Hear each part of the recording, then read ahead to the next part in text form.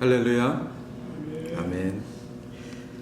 2023년 10월 22일 동산교회 주일 예배를 주님 앞에 올려드리겠습니다.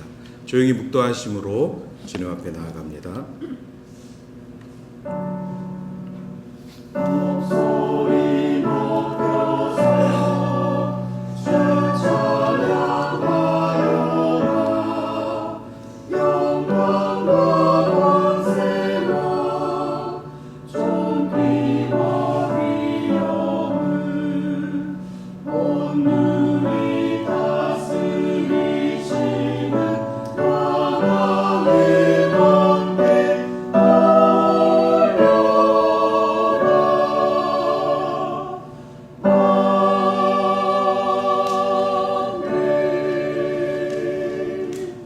나의 영혼이 잠잠히 하나님만 바라며 나의 구원이 그에게서 나오는도다.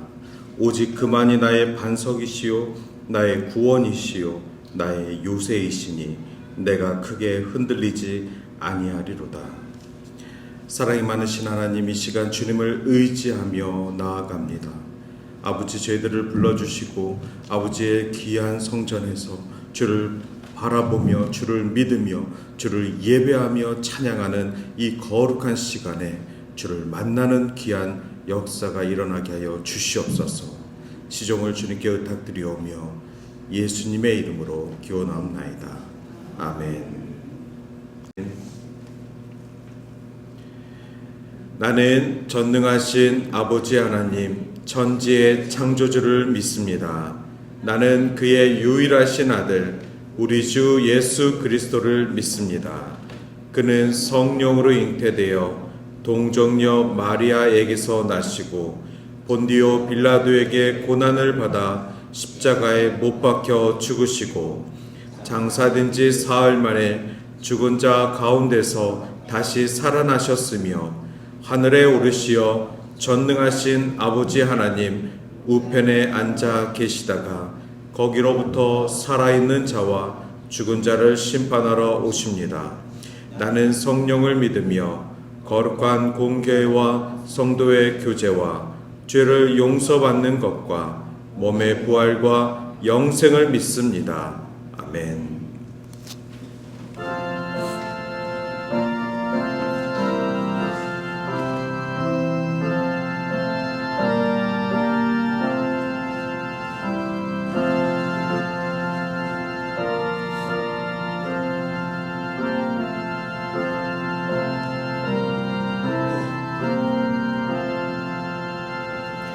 내 주 되신 주를 참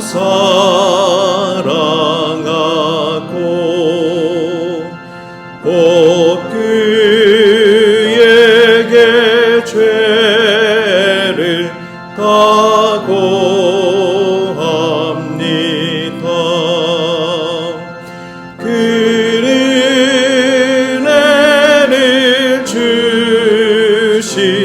내 예수시니 이전보다 더욱 사랑합니다. 주 날 사랑하사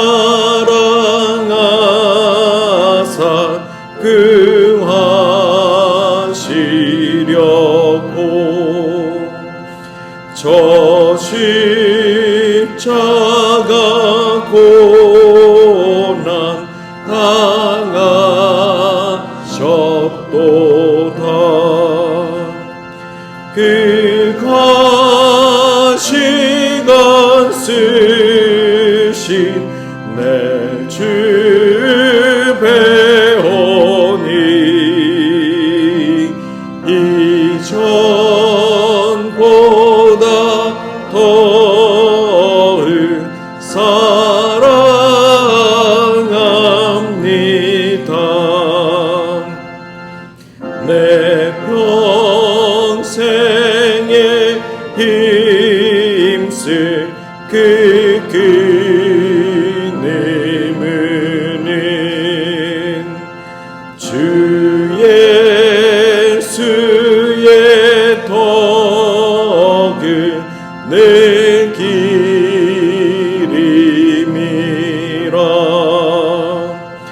숨질 때에까지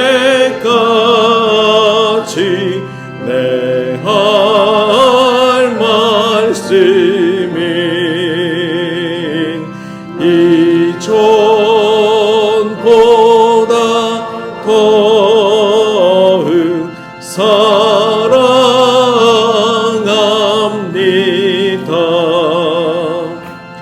그 영광의 나라 나 들어가서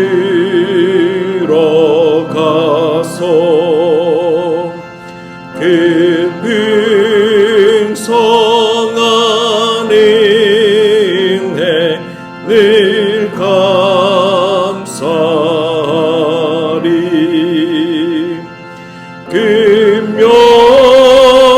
금멸유관 쓰고 나 찬송할 만 이 전보다 더욱 사랑합니다.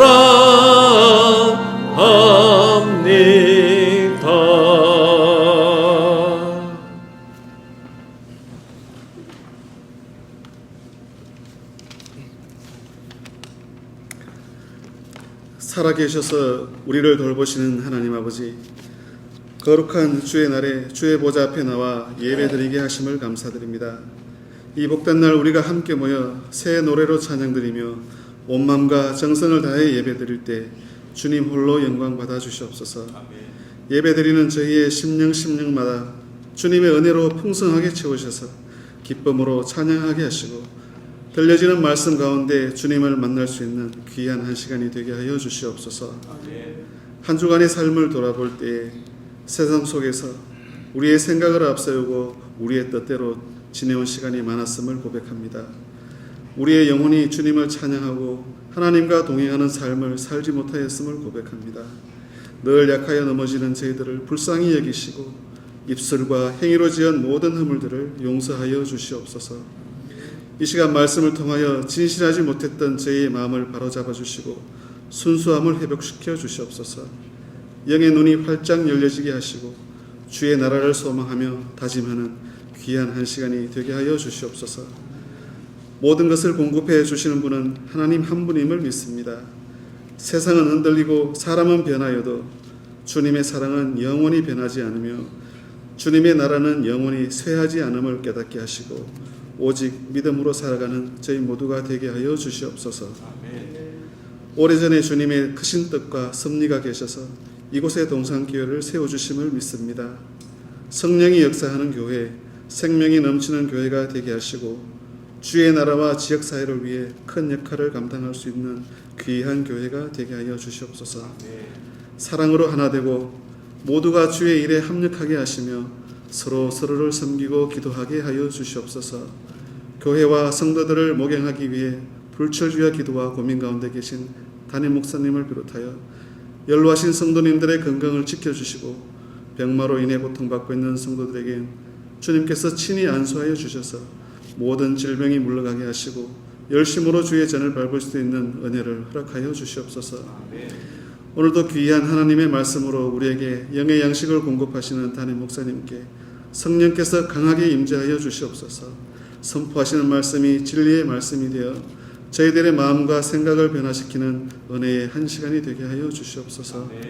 교회와 예배를 위해 헌신하고 봉사하는 모든 손길들과 마음과 정성을 다해 준비하는 찬양대의 찬양을 기쁘게 받아주시고 한없는 주님의 은혜가 충만한 한 시간이 되게 하여 주시옵소서. 지금 세계 곳곳에서는 전쟁이 점점 더 심화되고 있습니다. 수많은 사상자가 발생하고 도시들이 폐허로 변해가고 있습니다.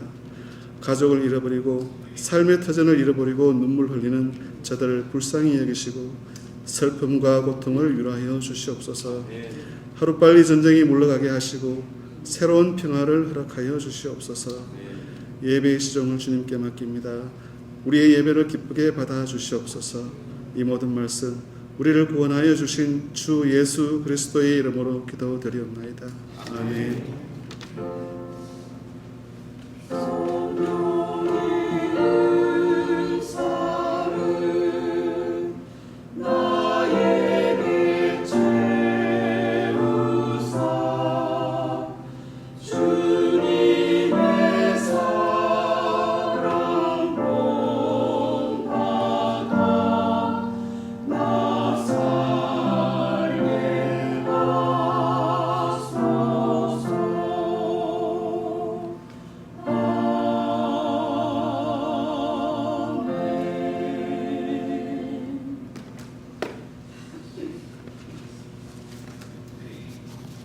성경 봉독하겠습니다. 오늘의 말씀은 히브리서 9장 11절부터 15절 말씀입니다. 그리스도께서는 장래 좋은 일의 대제사장으로 오사 손으로 짓지 아니한 것 곧 이 창조에 속하지 아니한 더 크고 온전한 장막으로 말미암아 염소와 송아지의 피로 하지 아니하고 오직 자기의 피로 영원한 속죄를 이루사 단번에 성소에 들어가셨느니라. 염소와 황소의 피와 및 암 송아지의 죄를 부정한 자에게 뿌려 그 육체를 정결하게 하여 거룩하게 하거든 하물며 영원하신 성령으로 말미암아 흠 없는 자기를 하나님께 드린 그리스도의 피가 어찌 너희 양심을 죽은 행실에서 깨끗하게 하고 살아계신 하나님을 섬기게 하지 못하겠느냐. 이로 말미암아 그는 새 언약의 중보자이시니 이는 첫 언약 때에 범한 죄에서 속량하려고 죽으사 부르심을 입은 자로 하여금 영원한 기업의 약속을 얻게 하려 하심이라. 이런 하나님의 말씀입니다. 아멘.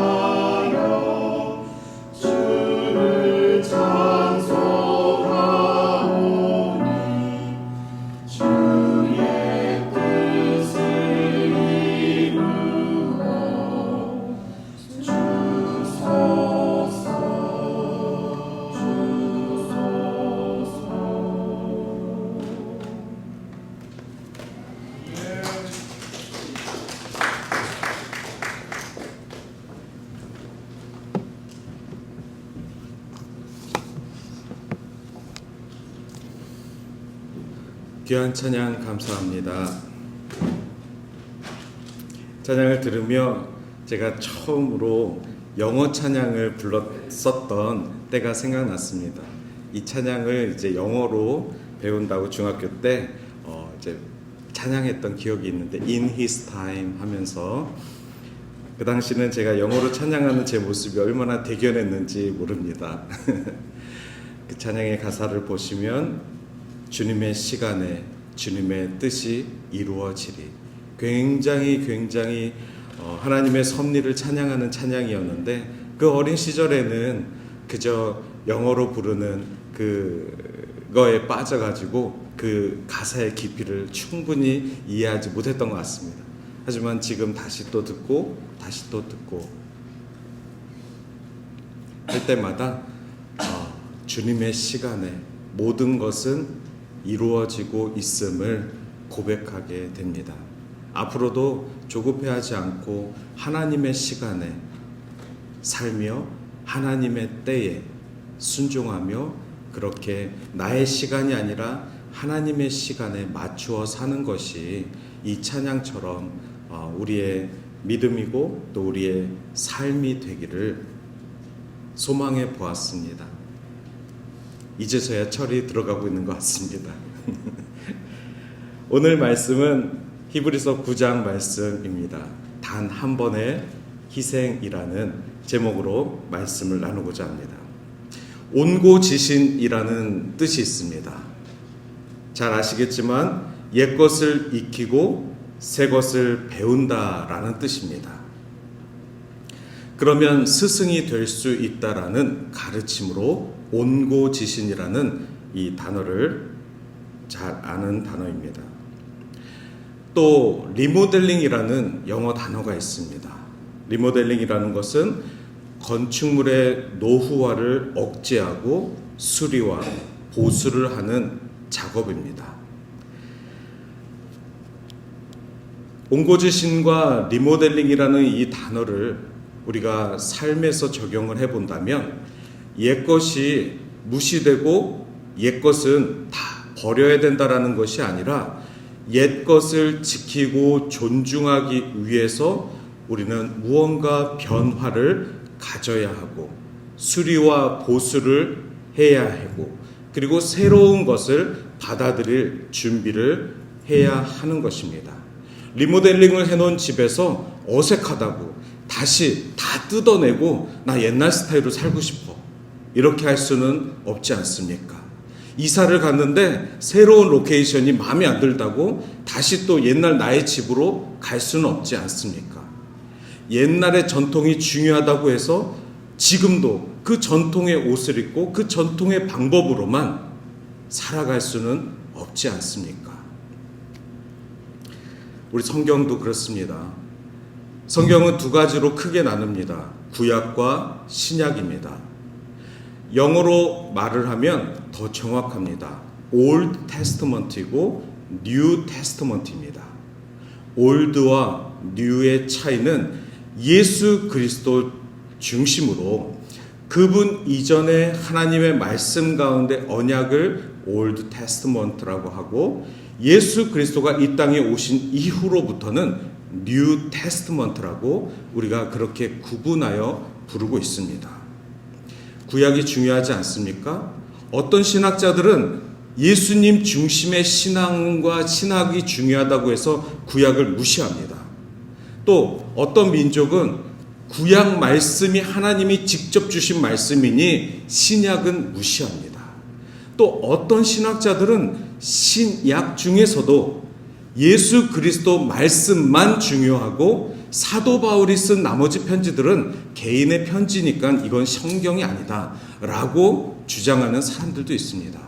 하지만 보편적으로 우리 믿음의 사람들은 구약과 신약이 성경이며 누구도 그것을 바꿀 수 없으며 우리는 구약과 신약을 통하여서 예수 그리스도의 이 땅에 오심을 분명히 깨닫는 그리고 앞으로 오실 예수 그리스도를 믿고 기다리는 교회, 그것이 오늘날 우리가 지키고 있는 크리스천리티입니다. 지난주 말씀 히브리서 8장을 통하여서 제목을 한 주간 계속해서 생각해 보시고 선포해 보라고 말씀을 드렸습니다. 보좌 우편에 앉아 계신 예수. 이 말이 지금 우리가 고백하는 그 순간 목숨을 걸고 하지 않습니다. 그러나 이 말을 처음 기록하고 말을 하였던 그 시대에는 이 말을 하는 것 자체가 목숨을 건 신앙이라고 말씀을 드렸습니다. 목숨을 건 신앙. 지금 박해가 없는 이 시대를 살면서 우리는 하나님 나라의 모형인 이 교회에서 목숨을 걸고 예배하고 리모델링하는 청지기의 삶을 사는 것입니다. 우리가 드리는 이 예배는 오늘도 주님이 우리에게 생명을 허락하셨기 때문에 드릴 수 있는 예배입니다. 다시 한번 하나님께서 코로나를 없애시고 이 시대 가운데 우리에게 함께 모여 예배할 수 있는 기회를 주신, 너무나도 당연했던 것들이지만 다시 한번 주신 은혜와 선물과도 같은 시간들인 것입니다. 누구도 몰랐습니다. 그러나 in his time, 하나님의 시간 속에 우리는 계속해서 살아가고 있음을 보고 있습니다. 그런데 구약에서 하나님께서 임재하시는 곳이었는데 그곳이 어떤 곳이었습니까? 바로 성막이었습니다. 나중에는 그 성막을 다윗 시대부터 성전이라고 부르기 시작했던 것입니다. 지난 우리가 함께 읽었던 말씀 8장 2절에 보면은 성막은 사람이 세운 곳이 아니라 하나님께서 친히 세우신 것이라고 하였습니다. 하나님께서 세우신 것입니다. 이 교회는 하나님께서 세우신 것입니다. 하나님께서 임재하시는 곳, 하나님이 함께 하시고 하나님이 우리에게 은혜 내려주시는 곳은 하나님이 세우신, 하나님이 주장하시는 곳입니다. 또 하나 8장 5절에 계속해서 보면 성막은 하늘에 있는 성소의 모형과 그림자라고 나와 있습니다. 우리가 아무리 이 땅에서 완벽한 예배, 완벽한 성전, 완벽한 성막을 짓는다 해도 그것은 하늘의 성전의 모형에 불과합니다. 하나님이 계신 그곳의 그림자에 불과합니다. 그래서 늘 이동하던 성막이 다윗 시대부터 고정된 성전으로 봉헌된 이후 지금까지 이 땅의 그 어떤 건축물보다도 하나님을 정확하게 만나고 알 수 있는 곳, 모형일지라도 그림자일지라도 우리는 성전에서 하나님을 더 깊이, 더 은혜 가운데 만나기를 소망하고 나오는 것입니다. 그래서 우리가 이 예배에 목숨을 거는 것입니다. 이스라엘도 그랬습니다. 이스라엘도 하나님께서 처음 성막을 허락하셨을 때 그 성막을 통하여서 하나님께 예배하고 제사하는 것에 목숨을 걸었습니다. 그런데 8장 8절에 하나님은 이렇게 말씀하십니다. 내가 이스라엘과 유다 백성으로 더불어 새 언약을 맺을 때가 되었다. 새 언약을 맺는다는 말은 이전의 언약들이 옛 언약이 되는 것입니다. 누가 그걸 구분하는 거야? 라고 지금 어느 민족이 새 언약을 받아들이지 않고 있습니다. 하지만 우리가 정한 것이 아니라 하나님께서 이제 내가 너희들과 새 언약을 세우리니 라고 친히 말씀하셨습니다. 그것이 히브리서에 기록되어 있습니다. 세상은 그 당시부터 두 분류로 나뉘었습니다. 새 언약을 믿고 받아들인 세대가 있고 여전히 옛 언약을 지키고 옛 것으로만 살겠다라고 그 전통으로만 살겠다라고 지키는 사람들로 나뉜 것입니다. 옛 언약이란 간단하게 말씀드리면 애굽에서 이스라엘이 하나님의 손을 붙들고 구출된 사건입니다. 출애굽기죠. 뭐가 그리 대단하냐? 애굽에서 나온 것이 뭐가 그리 대단하냐? 라고 말할 수도 있겠지만 그날 이후로 지금까지 4,000년이 지났습니다. 그 민족은 4,000년 동안 애굽에서 탈출한 그 날을 유월절이라고 부르고 지금까지 매년 지키고 있습니다. 어떤 축제가, 어떤 절기가, 어떤 하나님과의 만남이 4,000년간 4,000번을 연속해서 끊임없이 드릴 수 있단 말입니까? 6월절은 그런 날입니다. 이스라엘 민족 그런 민족입니다.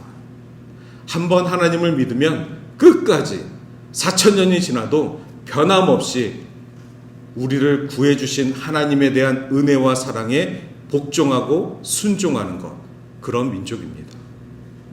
그러나 지금 뉴스를 보면 전쟁을 하고 있습니다.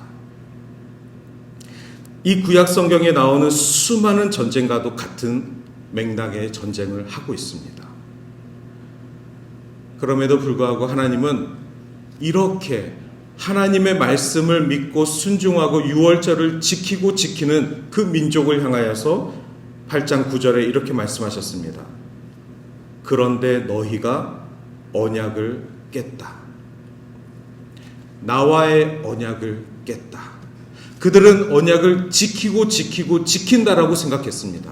그러나 하나님은 너희들은 나와 맺은 언약을 깼다 라고 분명히 선포하셨습니다.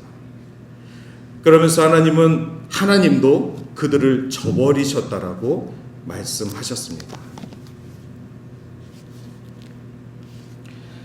8장 10절서부터 하나님이 또 정확히 뭐라고 말씀하셨는지 읽어드리겠습니다. 내가 나의 가르침을 그들의 마음속에 새기고 그들의 가슴에 기록할 것이다. 나는 그들의 하나님이 되고 그들은 내 백성이 될 것이다. 그때는 사람들이 그들의 이웃과 친척들에게 주시는 주님을 알도록 가르칠 필요가 더 이상 없을 것이다. 그것은 가장 작은 자부터 가장 큰 자에 이르기까지 나를 모르는 사람이 한 사람도 없을 것이기 때문이다. 지금 이것이 하나님이 말씀하시는 새 언약의 내용들입니다. 나는 그들이 저지른 악한 일을 다 용서하고 그들의 죄를 더 이상 기억하지 않을 것이다.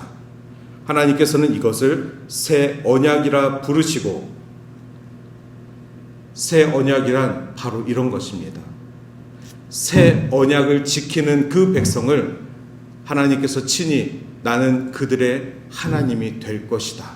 나는 그들을 저버리지 않을 것이다. 그렇다면 새 언약이 무엇입니까? 유대인들이 그렇게 중요하게 생각하는 옛 언약은 무엇이고 새 언약은 무엇입니까? 오늘 9장 말씀은 이 새 언약을 향한 설명으로 나아가고 있습니다. 지금까지는 옛 언약으로 다시 돌아가려고 하는 유대 크리스찬들을 잡으려고, 예수님은 여러분들이 믿었던 전통, 우리 유대의 율법, 모세보다 더 뛰어나시고 우리가 믿었던, 우리가 의지했던 천사보다 더 위대하신 분입니다 라고 끊임없이 이야기하면서 이제 하나님께서는 우리들에게 주신 새 언약이 있으니 그 새 언약을 받아줍시다.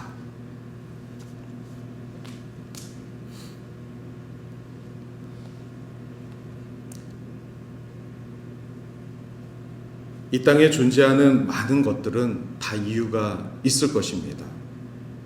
그런데 오늘 저는 딱 한 가지를 공평하게 그 존재의 의미를 좀 생각해 보려고 합니다. 가난한 사람이나 부유한 자나 얼굴이 검은 자나 얼굴이 하얀 자나 또 여러 가지 조건, 상황 속에서 모든 사람들이 공평하게 갖고 있는 것이 있습니다. 그것은 바로 부모입니다.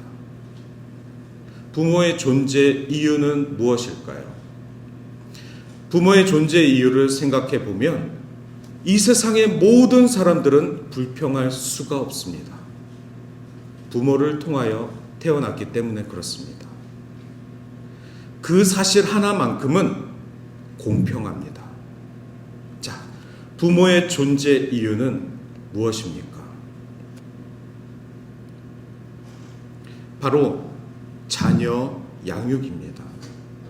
부모가 이 땅에 존재하는 이유는, 하나님께서 부모를 자녀 앞에 세우신 이유는 하나님이 그 부모를 통하여 주신 기업에 대한 양육입니다. 주중에 이런 이야기를 했습니다. 요즘 연어철이라 연어가 동네 곳곳에서 보입니다. 연어들은 어떻습니까? 일생 동안 바다에서 살면서 알을 낳기 위해 이쪽으로 헤엄쳐 옵니다. 그들의 헤엄치는 모습을 보면 물 따라가는 것이 아니라 물을 역류해서 갑니다. 그렇게까지 고생하며 중간중간에 사람들에게 잡히고 곰에게 잡히고 다른 동물들에게 잡혀 먹으면서까지 물을 역류하는 연어들의 이유는 무엇입니까? 바로 알을 낳기 위해서입니다. 자신이 태어났던 곳으로 돌아오는 것이 그 목적이 아니라 알을 낳기 위해, 바로 부모가 되기 위한 역류 현상입니다. 그리고 그 알을 낳고 죽습니다. 그것이 연어 부모가 연어 자녀들에게 주시는 자녀 양육법입니다. 어떻게 가르쳤는지 연어 자식들도 나중에 때가 되면 다시 그 물을 역류하여 그 다음 새끼들을 낳습니다. 인간이 연어만 못합니까? 또 제가 봤던 어떤 다큐멘터리에 보면 제목이 황제 펭귄입니다. 남극에 살고 있는 황제 펭귄은 알을 낳습니다. 새끼를 낳습니다. 그 새끼를 키웁니다. 그런데 극심한 추위 속에서 그 새끼를 돌볼 수 있는 방법은 하나였습니다. 바로 자신의 두 발 위에 그 새끼를 얹어놓고 그 새끼를 품는 것입니다. 분명히 암컷과 수컷이 같이 새끼를 낳았습니다. 그러나 그 새끼 한 마리를 품는 것은 암컷입니다. 수컷은 어디가 있을까요? 먹을 것을 찾아 한 달 넘게 헤엄치고 옵니다. 한 달 넘게 헤엄치고 와서 먹을 것을 잡아온 수컷은 기가 막히게 자기 암컷을 찾아가 자기 새끼에게 부어줍니다. 자기가 그동안 먹은 것을 다 토해내서 그것을 먹게 합니다. 옆집에 있는 아기들은 먹을까요? 못 먹습니다. 그 아빠가 돌아오지 못하면, 어느 물개에게 잡혀서 못 돌아오면 그 아이는, 그 새끼는 죽는 것입니다. 그러한 모습들을 보면 너무나도 가엾습니다.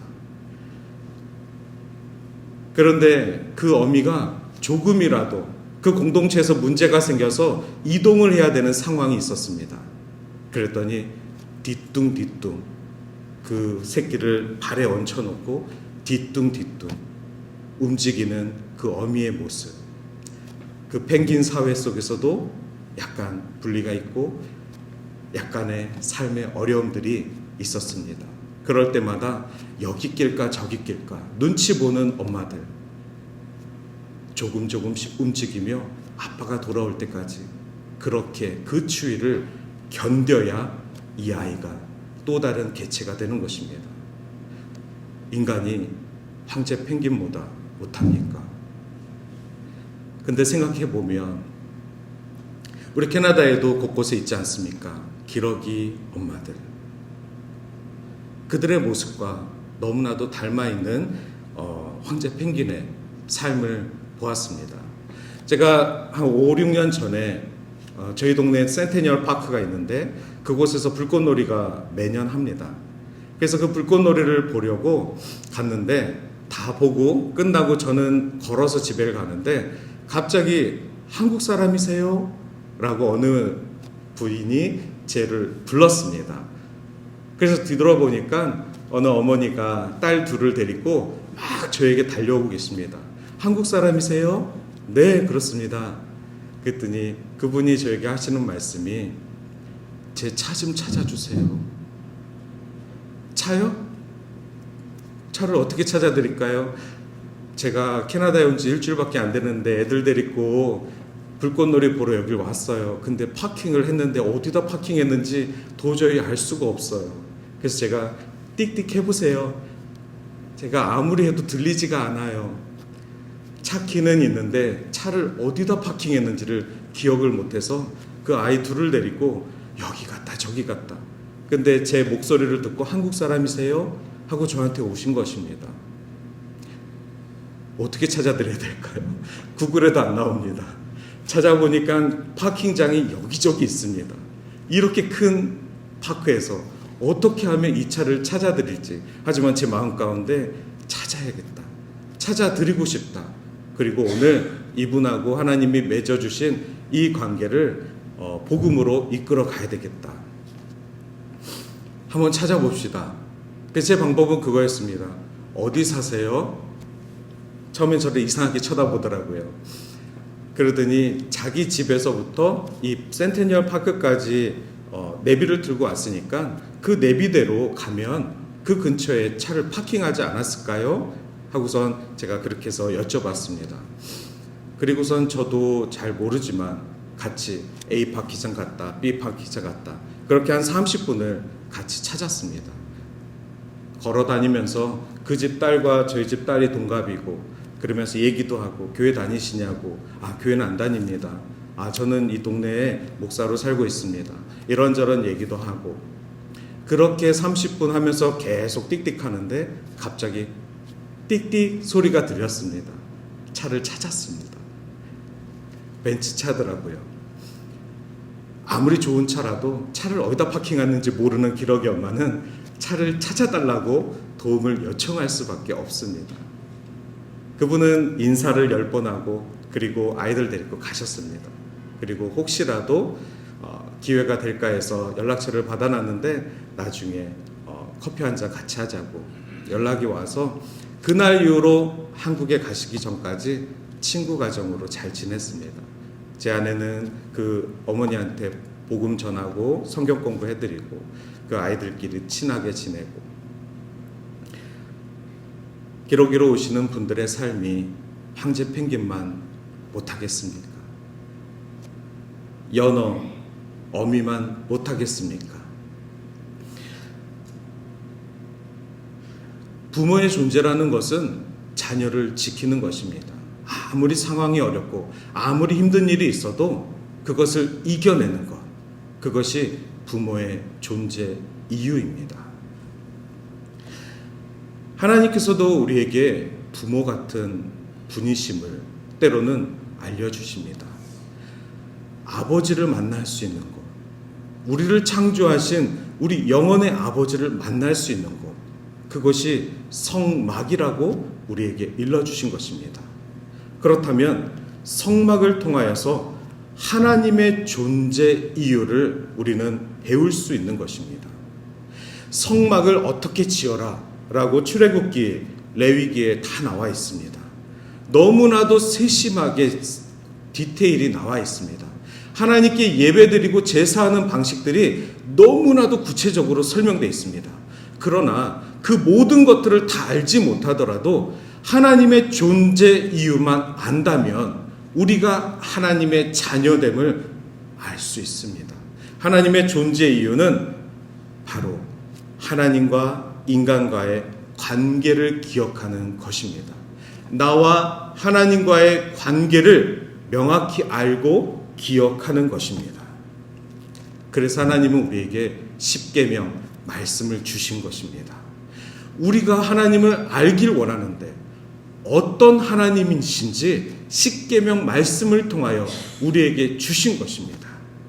십계명을 외우는 것이 급급한 것이 아니라 십계명을 지키는 것이 급급한 것이 아니라 하나님이 어떤 분이신지 아는 것, 하나님의 존재 이유를 아는 것, 그것이 먼저라는 것입니다. 유대인들은 어땠습니까? 하나님의 말씀을 지키는 것으로만 나중에 급급했습니다.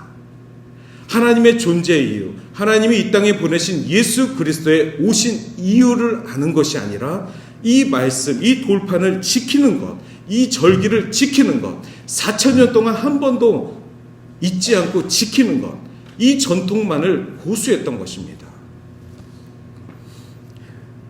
히브리서 성경에 나와 있습니다. 하나님의 그 법궤 안에, 지성소 법궤 안에 세 가지가 있습니다. 오늘 퀴즈에도 나와 있지만 만나, 지팡이, 돌판 이렇게 세 가지가 나와 있습니다. 이 세 가지를 기억하는 것도 중요합니다. 그러나 이 세 가지를 왜 주셨는지 그 존재 이유를 기억하는 것이 더 중요합니다. 만나, 왜 주셨죠? 40년 동안 내가 너희들을 굶기지 않고 내가 너희들에게 공급하는 하나님이다. 내가 너희들을 먹이는 부모다. 이것을 기억해라. 라는 존재 이유에 대한 기념으로 만나를 그 법궤 안에 기념으로 넣어둔 것입니다. 또 아론의 쌍난 지팡이를 두었습니다. 그것은 무엇입니까? 바로 하나님이 우리들을 인도하시는, 말씀 가운데 인도하시는 지팡이, 그 지팡이에서 싹이 난 것이 중요합니까? 아니면 우리를 인도하신 하나님을 기억하는, 하나님의 존재 이유를 기억하는 것이 중요합니까? 돌판도 마찬가지입니다. 그 돌판의 새김 자체가 중요한 것이 아니라 하나님이 새기시고 그 하나님을 기억하는 것, 그것이 중요합니다. 인간은 순간순간마다 끊임없이 죄를 짓는 존재이고 하나님은 그 죄를 순간순간마다 용서하시고 이해하시고 다시 회복시키시는 부모와 같은 분이십니다.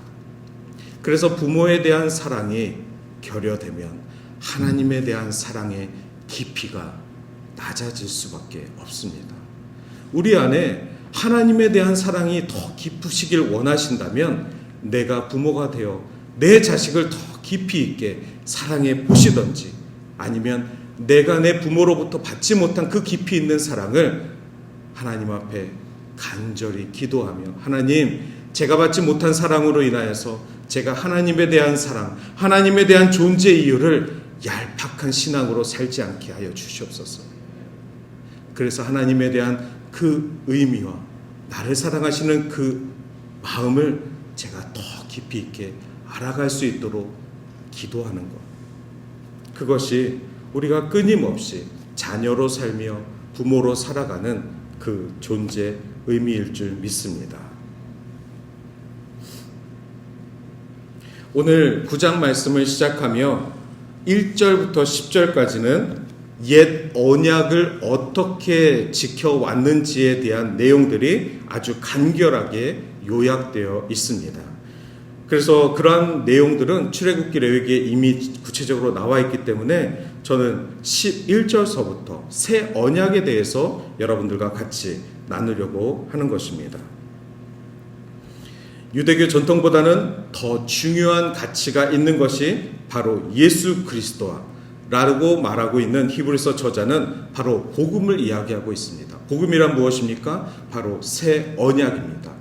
새 언약 대신 예수 그리스도, 그 예수 그리스도는 단 한 번의 희생으로 말미암아 우리의 구원자가 되셨느니라. 이것을 이제부터 히브리서는 이야기하고 있습니다.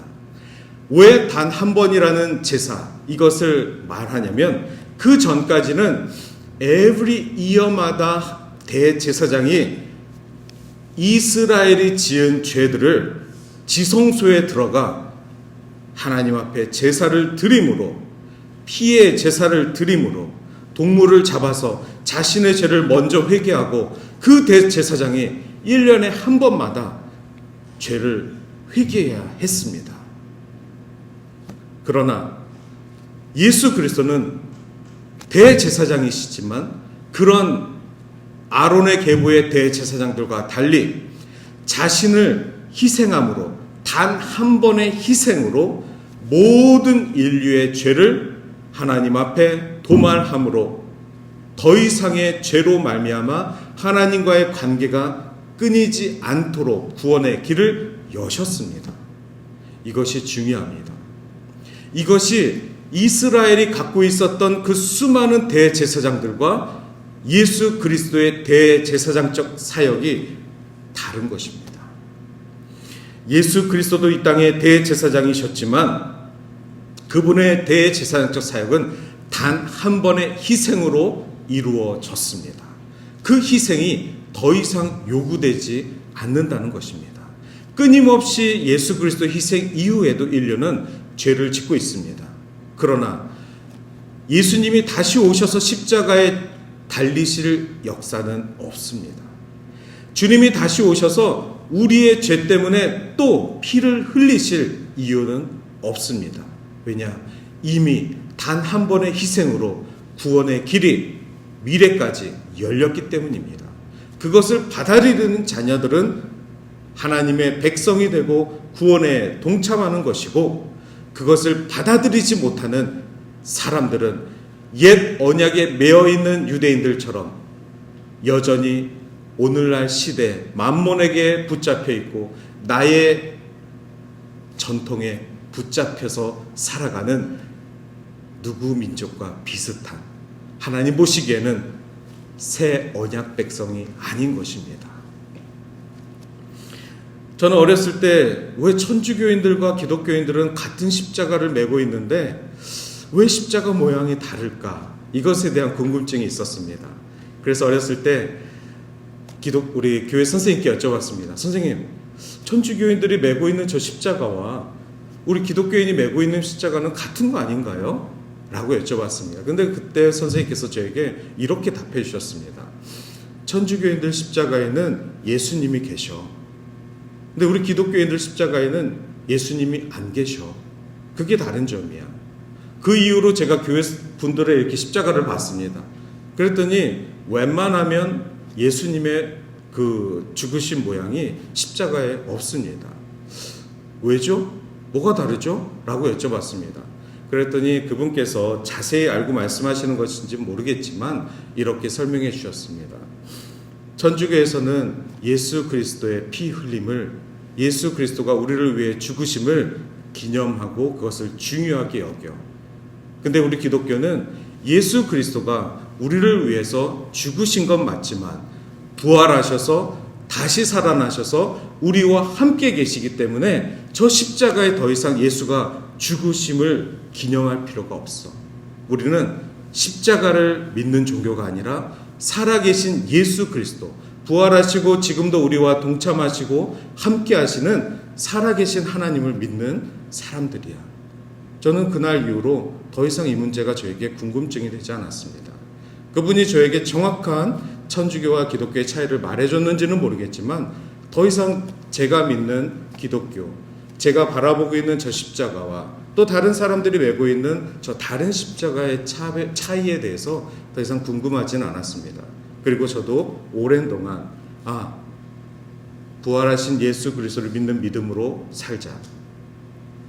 하지만 가끔 저는 부활절 때만이 아니라 가끔 저는 예수 그리스도가 이 땅에 오셔서 나를 위해 죽으시고 피 흘리심을 깊이 묵상할 때가 있습니다. 그 보혈을 의지하고 그 보혈 때문에 내가 예수 그리스도를 통하여 구원받았음을 잊지 않으려고 하는 제 안에 발버둥이 있습니다. 물론 살아계신 부활하신 예수 그리스도를 믿죠. 그러나 그분이 흘리신 그 피에 대한 희생을 내가 값없이 여기지 않으리라. 그리고 다시는 우리 예수님이 이 땅에 오셔서 나 때문에, 내 죄 때문에 피 흘리시는 일은 없도록 해야 되겠다. 이러한 믿음의 각오가 있습니다. 아까도 말씀드렸지만 예수님은 다시 오셔서 우리를 위해 죽지 않으십니다. 예수님이 다시 오신다라는 것은 예수님을 믿고 기다렸던 자들을 만나심으로, 구별하심으로 심판주로 오시기 때문에 그렇습니다.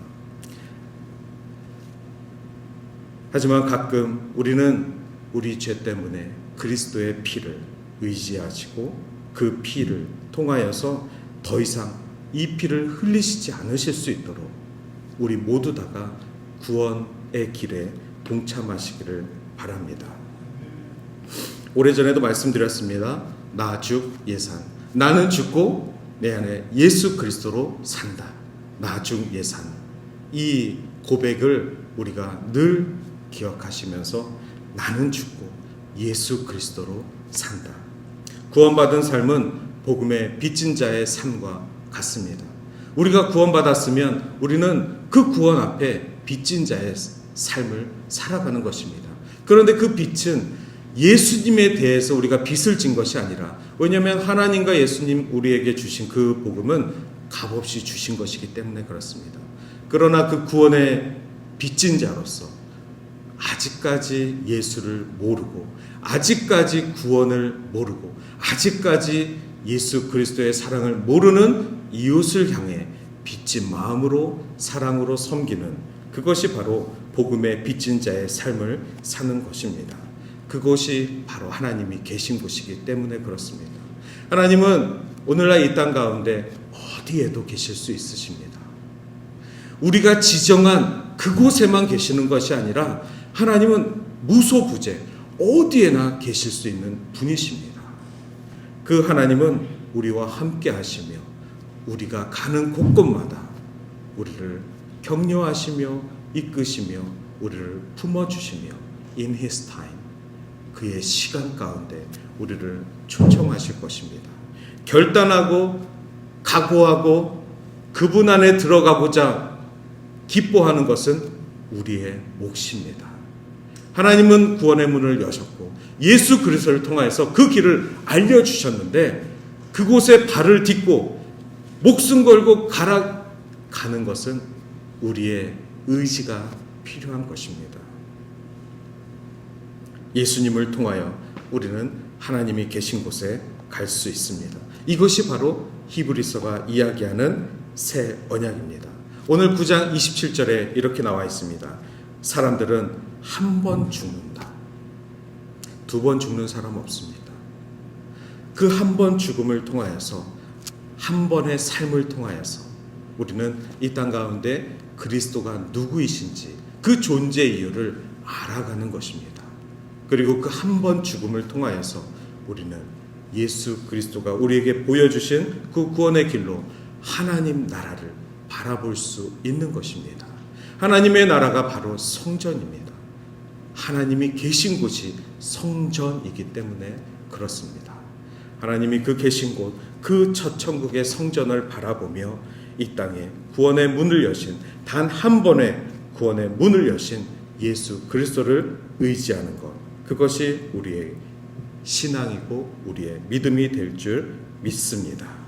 마지막으로 9장 28절 이렇게 읽어드리겠습니다. 그리스도께서 다시 오실 것입니다. 할렐루야, 아멘. 기도하겠습니다. 사랑이 많으신 하나님 감사합니다. 우리를 통하여서 주의 역사가 일어나게 하시고 우리를 통하여서 예배하는 자들의 아버지 참 기쁨이 넘쳐나게 하여 주시옵소서. 우리가 주를 만난 것이 기쁜데 어찌 이 소식을 전하지 않고 살아갈 수 있겠습니까? 아버지를 믿는 믿음의 자녀들이 행복하게 하시고 회복하게 하시고 그리고 구원의 감격으로 살아가게 하여 주시옵소서. 감사드리고 예수님의 이름으로 기도드립니다. 아멘.